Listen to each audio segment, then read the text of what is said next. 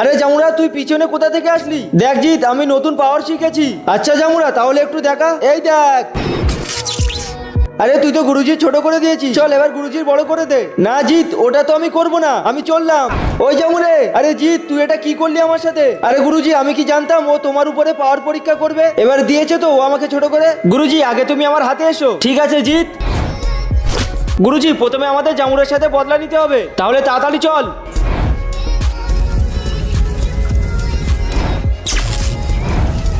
কোথায় আছে জামুরা?